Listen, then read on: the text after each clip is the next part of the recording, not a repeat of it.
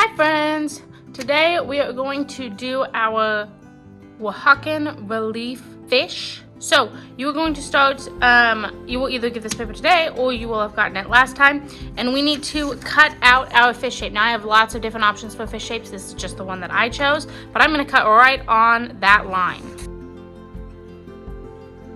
Okay, so I have my little fish all cut out.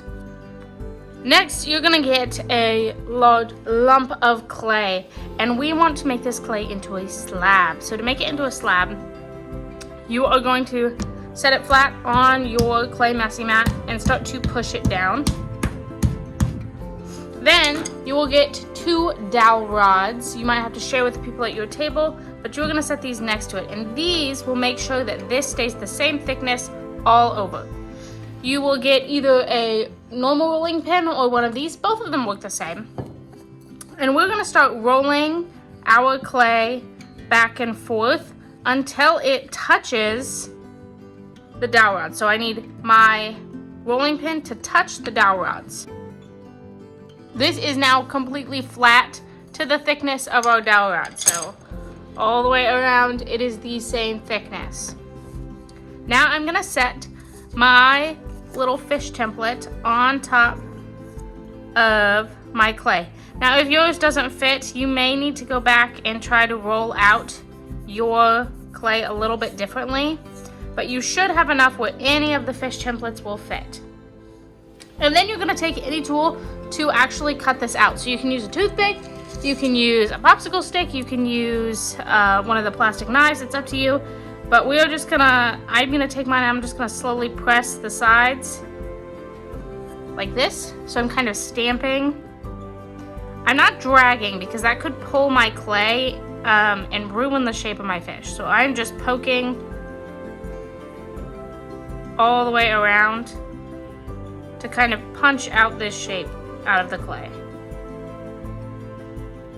Okay, so now I have punched the shape completely out. I'm gonna peel away this extra clay, and I don't want to scrunch this up quite yet because I'm going to use these extra pieces to add my details, and some of it we will need a slab already. So like this piece would be perfect to cut my fin out of later. Now you can see the edges of my fish are super duper bumpy right now. I'm going to dip my finger in some water, and I am going to smooth out not only the top of my fish but also these bumpy sides.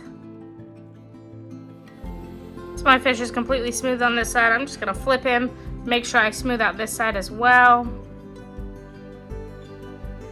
Okay, now that my fish is completely smooth, my next step is to go in and add some details. Now most details we're going to be drawing on or painting on later to give it that Oaxacan inspired look, but we do need things like a fin and an eye and some details. So like I know this is my tail, so I might want to add a little indent here to separate the tail from the rest of my fish. Same with like up here, I know that this is a fin. And I know that down here is a fin. So I have my 2 fins and my tail kind of indented out. Now I need the little swimmer fin that goes on the side here, and you can make your fin whatever shape you want. I'm just going to cut out kind of a basic shape out of my already rolled slab. If you don't have that anymore, you will need to go and roll out some more clay so that it is all the same thickness. Okay, so I have this little guy. Again, I'm going to smooth those sides. Then I can scratch and score to attach my swimmer fin. So on the side that I'm going to stick to my fish, I'm going to scratch one way, and I'm going to scratch the other way, and I'm going to pick where I want it on my fish, and I'm going to scratch there both ways. I'm going to add some water to both sides. I'm going to set it down, and I'm going to give it a little wiggle to make sure it's all the way on there. And then I can start kind of blending this in with the rest of my fish. This not only adds an extra layer of protection, but it makes it look like it kind of belongs on the fish. It's not sticking out. And then I need to give my fish an eye. So you can do that two ways. You can either draw it on, or you can make a small sphere and put it where you want the eye. So I'm gonna make a small sphere like this, and the sphere is just that three-dimensional circle. Let's see. That looks a little big. I might need to make it even smaller. So there I have a really itty-bitty tiny sphere. And I am going to squish it just a little bit. And then I'm gonna scratch and score just like I did for the fin. Okay, so I have my eye on my fin. You can even add some lips if you want to. You can do that by making a coil, or you can just split where your fish's mouth would be and just round it out. So there is my fish. I could even go in and add maybe some texture lines to the tail fin, but I don't want to add too many things right now because a lot of the designs that we will be doing are gonna come later when we go in to add color. So after our project comes out of the kiln. But I can add a couple details here and there. There I have my fully designed fish. I am going to lift my fish. I'm going to turn him over very carefully in my hand, and then I'm going to use a toothpick to write my initials and my class code in the back.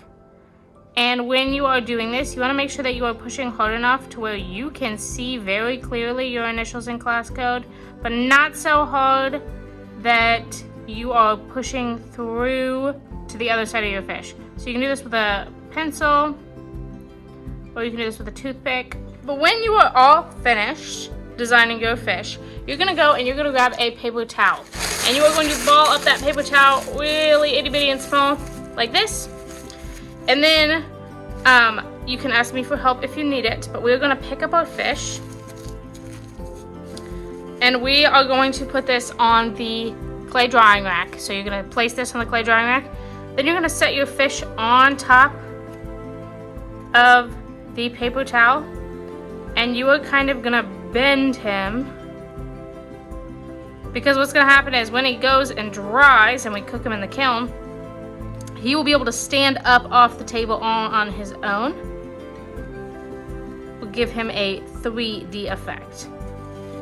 And there you have it. There is my Oaxacan relief fish, all finished and ready to dry and then get placed in the kiln, so that next time we see it, we will be ready to add paint and all those beautiful Oaxacan designs to the outside of our fish.